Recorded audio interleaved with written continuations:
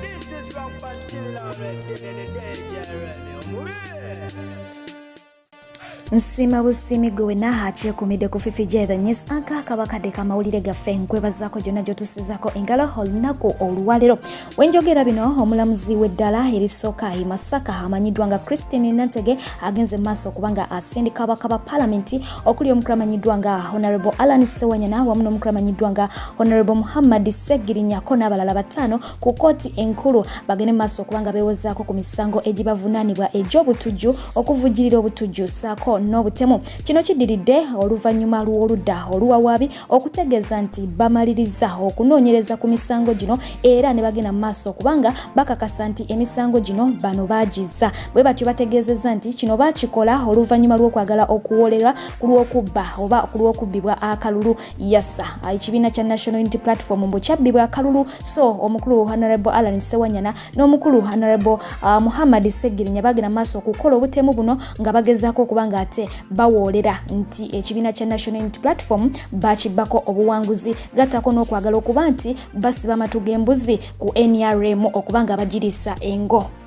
So yo entiisa egenze maaso kubanga ate ebuutikira abatuuze b'omu disitulikiti ey'e Nakasongola oluvannyuma lw'abaana basatu okufiira mu kidiba era nga kuno kubaddeko abalongo babiri, Kato ne Waswa abatemera mu gy'obukulu 10 n'omulala abadde atemera mu myaka 7. Kigambibwa nti abaana bano babadde bagenze kuwuga kwe kufiira mu mazzi ago, wabula nga tekitegerekeseko nti ekidiba kino kyennyini ensolo kwezinywa so nga ate n'abantu gye basomba amazzi agakola emirimu ewaka. Kitalo nnyo, kitalo ddala. Bo abatuuze ku mwalo gw'ennyanja Mutanzige bagenze maaso kubanga bava mu mbeera ne batabukira bannamagye ba UPDF okugenda mu maaso n'ebikolwa ebyokulipira abaana baabwe be basiize embuto. Kino kidiridde oluvannyuma lw'omwana w'omutuuze omu atemera mu gy'obukulu 16 okuzaala era ng'olubuto lwa mujaasi oba lwa munnamagye wa UPDF. Bagamba nti bano bajja ku mbeera ya kutereza nvuba mbi ku mwalo guno, wabula nga ate ebikolwa ebigenda maaso kubanga bikolwa si birungi. Bagamba nti bakwata abaana baabwe wamu n'abakyala baabwe. Ate nga ye omubaka mu kitundu kino agenze maaso kubanga abategeeza nti agenda kubanga ate abafufugaza era agambye nti balina omuze ogw'okugenda ku poliisi ne bawa poliisi enguzi basobole okubanga bakola ebikolwa byabwe nga tewali abakuba ku mukono, naye nga te atuusiza okulabula kwabwe gye bali olunaku olwalero. Olunaku olwalero bo abakadde mu disitulikiti ey'e Bukedeya abawerako ddala 144 bagenze maaso kubanga ate bafuna akamwenyumwenyu oluvannyuma lw'okuweebwa ensimbi z'abakadde. Bano buli mukadde asimbiddwa ensimbi eziwerako ddala emitwalo 7 n'ekitundu, wabula nga ate bagamba gavumenti eri supposed okubanga ebawa emitwalo 2 n'ekitundu buli mwezi okusobola okubanga bafuna oba beetuusaako obuyambi obusookerwako. Ensimbi zino zigabibwa eri abakadde abaweza emyaka 80 okudda waggulu. Ate nga awo tuvuddewo ye omukyala amanyiddwa nga Sauda Amadada ngono ali mu kibiina kya National Unity Platform, bw'atyo yagenze maaso kubanga ate avaayo n'alojja nga bwe asimatuse okuffa oluvannyuma lwa trader okuyingira bodaboda kwe yabadde atambulira era nga ne yabadde amusaabaza ye yafiiriddewo, wabula nga ye yeebaza Mungu okuba nti akyali mulamu n'essaawa ya kakati. Agenze maaso kubanga asima bonna abagenze maaso kubanga ate bamukyalirako okumulabako ku mbeera butya bw'ayimiridde. Jebuvuddeko onagenda maaso okubanga ate nkutuusaako eggulire ly'omukyala amanyiddwa nga Janet Kataha Museveni ngono ye minisita w'ebyenjigiriza wamu n'ebyemizannyo. Yagenda maaso okubanga ategeeza ababaka ba palamenti nti ayagala bakube olutuula oba olukiiko naye nga lujja kubeera wali eri mu kisaawe Kololo so si mu palamenti, era nga wenjogera essaawa eno agenze maaso okuyisa information n'abategeeza nti olutuula olwo balwongezaayo lwakuba ennaku z'omwezi nga 24 Novemba w'omwaka guno gwennyini lujja kuba lunaku lwakusatu. Kino nno kigenze maaso okubanga ate kyongera okujja ababaka ba palamenti mu mbeera era nga asookera ddala emukulu amanyiddwa nga Honorable Joel Ssenyonyi agenze maaso okubanga ategeeza nti wobanga ddala olina kyoyagala otugamba genda maaso obere nga ate otuyita mu palamenti kubanga kyekifo ekituufu mwe tulina okubanga tukola kitutuula tujja kujja naye bino ebyokutuyita mu kisaawe Kololo mutusokoole mbu mutukebera mututestinga COVID-19 tetugenda kubanga ate tubikkiriza ate mutuggyeko n'amasimu gaffe mugatulekese ku miryango tetubyagala tebijja kubanga bikola ekyo wekiba kiganye genda maaso osobere nga ate olutula lwo olutwala ku TV essaawa 2 ez'ekiro tujja kubaayo nga tukulaba era tujja kuwuliriza biki byoyogerako ate nga yo omukulu amanyiddwa nga Honorable Mathias Mpuga naye ensonga enageze mu maaso kubanga ate ajogerako n'agamba nti enkola eno tejja kubanga ekola bw'onootandikiriza bw'oti amulekera okutuula mu palamenti ate tutuule mu bisaawe ekinaavaamu nga bakaba palamenti balekera ddala okukiika mu kimu palamenti ng'entuula baagala kuzikuba mu maka waabwe mu bufunze bagenda kuyigawo emize emibi so nze kino sikola ki sikiwagira tulina okubanga tusigala mu palamenti kubanga kyekifo ekituufu gye tulina okubanga tutuula omubaka ye amanyiddwa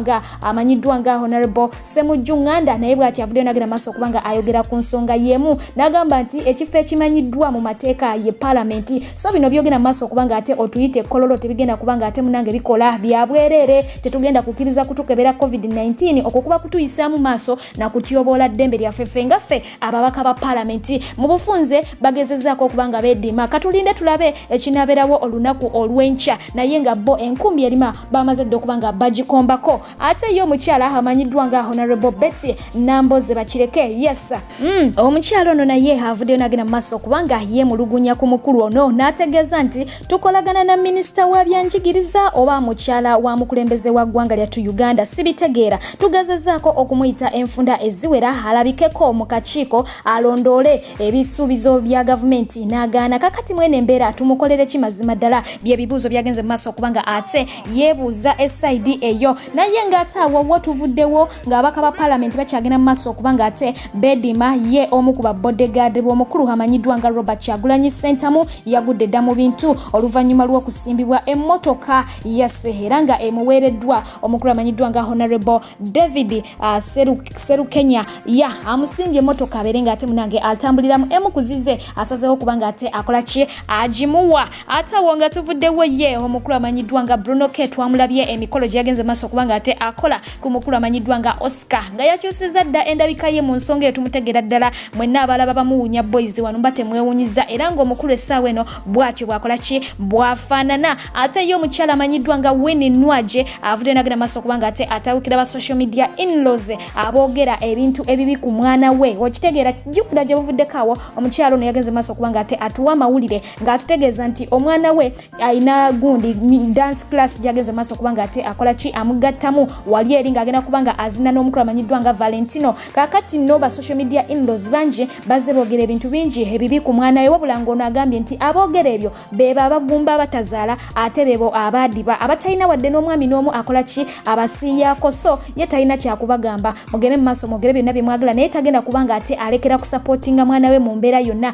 ajja kubanga amusapootinga ajja kubanga amupostinga okutuusa lwaliva mu bulamu bw'ensi eno era n'ategeeza nti asaba busabi Mukama Katonda amuwe obuwangazi asobole okubanga munange alaba ku bazzukulu baki ku bazzukulu be okitegeera embeera bwetyo bwefaananye esaidi eyo yagenze mu maaso n'okubanga ate akukkulumira bannamawulire abasalako taata we ne bamuggyako interviews ate oluvannyuma ne bagenda mu maaso okubanga bamukolamu katemba oba fans oba ne bamwogerera okitegeera n'agamba nti embeera eyo tajagala temusanyusa n'akamu n'akatono ddala nga bw'okiwulira ate okudda ku mukyala amanyiddwa nga Baba Rita yassa olunaku lwabadde lwa Sunday omukyala ono n'agenda mu maaso okubanga ate alonkinga kampuni ye ya juice omukyala oyo yattaddewo juice era ng'agamba nti ekintu ekyo yakikoze okusobola okulaba nti agunjawo emirimu mu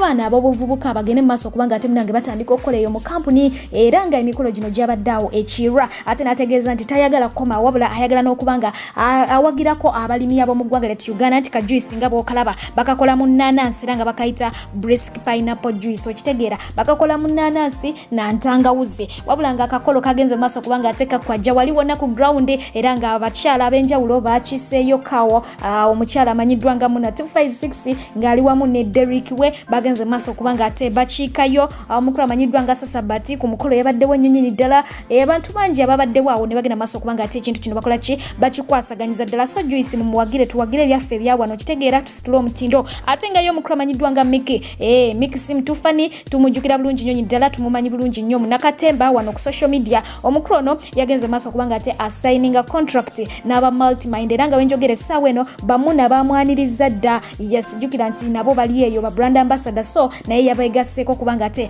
balabika nti ekintu kino bakiwanika ku ddala eddala jjukira nti kampuni eno etwala abantu wabweru wabula nga kirajjukira nti omukulu ono abaddeko awo mu kibuga Dubai ng'agenda mu maaso okubanga ate yeeriramuko ku bulamu ne bashi we era nga embeera nga bw'ebadde abamugoberera bazze bakola ki bamulaba wabula nga ba social media media in-laws abamu sibasanyufu n'ebyo byagenze maaso okubanga ate akola era nga bagenze maaso okubanga bamukayuukira naddala bassekadama b'e Dubai. Miki nalabye wakoze live namba ku hotel gy'wasuze mwana e Dubai ennaku nyanga buli lunaku osasula ddira mu lusanvu kati nezo buli mwezi tusulamu emirundi 10 ne bakadama baffe ate tukikola okumala emyaka 2 n'olwekyo mubeereye Uganda nga mutuvuma mumanyire vuze muvuma nembadde njagala osulemu ko ne mwene 12 kati bayiga baba mweyana nammwe tubasabira mujje. Yes, awaje buvuddeko twagenda maaso kubanga ate tulaba omukulu amanyiddwa nga Dan Flavor ng'asalako mukyala we bubi nnyo nga bw'okiwulira bw'atyo namukubako surprise eya engagement ring. Will you marry me? Yes, I will. Omukyala oyo tumujjukira nti yagenda maaso kubanga ate akaba wabula nga omukulu ono yalabikiddeko ku TV emu n'agenda maaso kubanga ate ayogerako ku mbeera eno n'agamba nti ekintu kino yakiruka kuviira ddala mabega ya mukyala we yagenda maaso kubanga ate amutabulamu ke wakaawo from nowhere n'amunyizaamuko bunyiza wabula nga kyayagala amuteekemu embeera eri nti oba oli awo amukyaya aleme kubanga asuspectinga kintu kyonna okitegeera so mukavuvuŋŋanaawo mu kutabukatabukamu kaawo omukyala n'asalawo abeere ng'ate agenda kewaabwe Rwanda era ng'eyo abadde amazeeyo kennaku eziwera omukyala agamba nti we yatuuka eyo yali amanyi biwedde olw'ensonga nti batabuka nnyo nnyini ddala n'atuuka n'okuba ng'ate agendako mu basumba bamusabireko n'abeebuuza nako obufunba abukolere ki era ng'agamba nti amadda ge yabadde akomyewo kubanga ate asiba bibye agende ng'awulira akooye naye munange yabadde yali awo kwe airport ne bamusalako bubi nnyo ne bamuteekako akaweta so embeera eno yadde tagisuubira naye nga omwami yamutegeeza nti lwonna lwali lukwe kugezaako kubanga ate amusurprisinga kansuubire nti men out there you're trying to copy. Ate yo mukyala amanyiddwa nga Cinderella baby bw'ati agenze maaso okubanga ategeeza abawagizi be bonna nti olunaku mulindwa lusembedde era nga abategeezezza nti wedding meeting esembayo eri emu yokka bweti era nga y'abawagizi be abategeeza nti egenda kubeerayo ennaku z'omwezi nga 27 Novemba w'omwaka guno gwennyini wali eri ku Auto Spa Munyonyo bw'ati n'abategeeza nti esigadde ennaku 20 gokka okubanga ate tutuuka ku lunaku mulindwa nga King ali ate mu gawuni okitegeera ate nga Prince ali mu suuti ndowooza okitegeera ekintu ekyo wabula nga aba social media in-laws bagenze mu maaso okumutegeeza nti maama tozaalire mu gawuni nga tulaba ng'oyengedde so nga ate abalala waliwo alabiseekaawo nga alaga nti munyiivu n'agamba nti nedda okusinziira ku status gy'oliko wandibadde munange totuyita kubanga ate tukola ki tusonda ssente zambagayo wandibadde ekintu okola ki okituulamu ate nga abane bagenze mu maaso kubanga bamutakulatakulawo ne bamubuuza nti walabawo omukolo gwe batasonderawo oba tolina mikwano munange naye ng'emikwano we gibaawo kiba kirungi nnyo ne gigenda maaso kubanga mbu gikusonderako kubanga omukolo gwo guba munange gwa kijjukizo gy'oli n'eri mikwano gyo ye bagenze maaso kubanga ate bakola kibamwawo levo awo mu mbeera efaanako bwetyo so katumusabire emikolo gibeere nga agigenda maaso malidadi sana ate okuddako ku mukulu amanyiddwa nga Eddie Kenzo twategedde nti omukulu ono yamaze dde okubanga ate alya ekya best male artist East Africa yes yo omukulu amanyiddwa nga Douglas Lwanga yagambye nti mukwano tukuyozaayoza tetuganye naye nga kyensinga okubanga nzikiriza nti obuwanguzi buno wabufunyirwa kuba nti olina following nene ku social media ate nga n'abakufollowing bali very active so bagenda maaso okubanga ate bakola omulimu gw'amaanyi okukulonda naye nga tewalonze nti lwakuba olina music olina oluyimba olusinga ezabali bano babadde okola ki okompitinga nabo so mu bufunze naye embeera eyo takola kitagikakasa bulungi ng'omukulu amanyiddwa nga Edward Sende.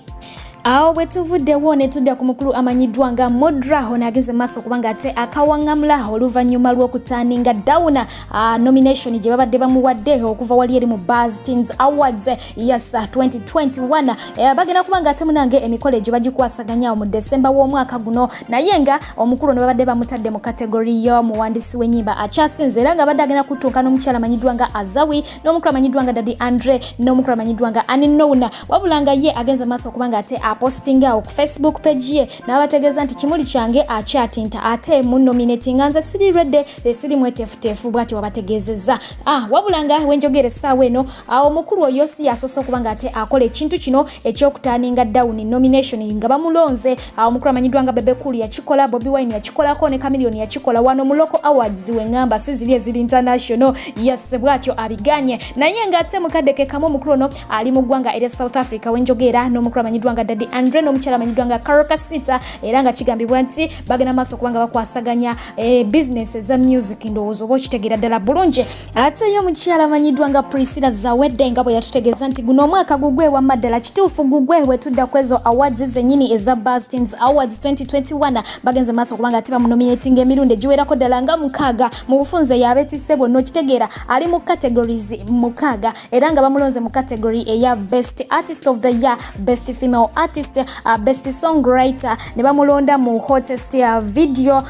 Song era ne bamulonda ne mu Flyest Song, ne bamulonda mu TikTok Sound of the Year. Ezo zonna categories agenze maaso kubanga ate azigwamu omukyala oyo. So katulindirire tulabe ekinava erudda eyo. Naye nga ye omwaka yagenze maaso kubanga ate agwetika wampola mpola. Bwetu kyene tuyingirako mu muhabbatina era nga omukyala amanyiddwa nga Jamirah kalungi bwatu yagenze maaso kubanga ate ametta omwagalwa we omukwano ku mazaalibwa ge yasengera yawandisa obubaka obufufu okukamala we n'awandika n'agamba nti to my king kulumba Fahad bwatyo n'ayongerako ebigambo ebigamba nti no day is more important than the day you were born. You deserve all the attention on your birthday. With you, my life is full of love, happiness and entertainment. You make me feel grateful to life and to thank Allah for everything. Happy birthday to the most special person in my life. You are my love, my heart and my joy. Love you to the moon and back, my handsome husband. Atamulo oba okiriza oba ogana. Okitegeera ye byonna ali muli yesanyu lyebyo ebimusanyusa byonna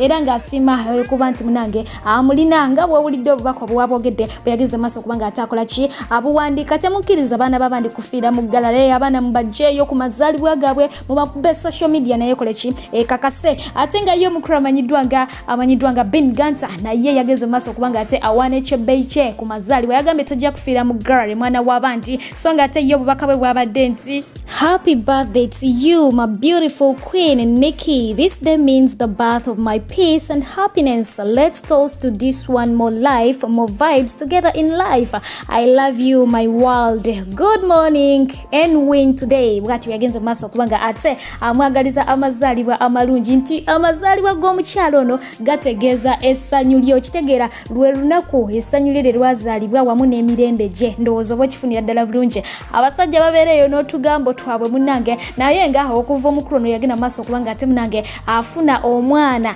omukulu yakulira ddala mu birowoozo era byonna byakola bya kikulu assa omwana w'abandi omuhabbatina mu buli ango naye nga ekyo kyekisaana era nga yesaawe eno agamba nti family first ebirala ne bikola ki n'ebigoberera katubagaliza amazaalibwa amalungi mwenna abazaaliddwa olunaku olwaleero. Yes ndudde okubanga ate mbakoonako ngenda kubanga ate ndeka wansi awo komenti ngipininge gwe ayagala okutumirako obeere nga okomentinga wansi weeyo komenti gye naba mpininze naye nga komenti eyo ngenda kuteekawo linki ya video eri gwe ate naba kubanga ogiraba eya listi okona mbukonye ejja kubanga ate ekutwalayo. Musula bulungi mbagala nnyo mweraba.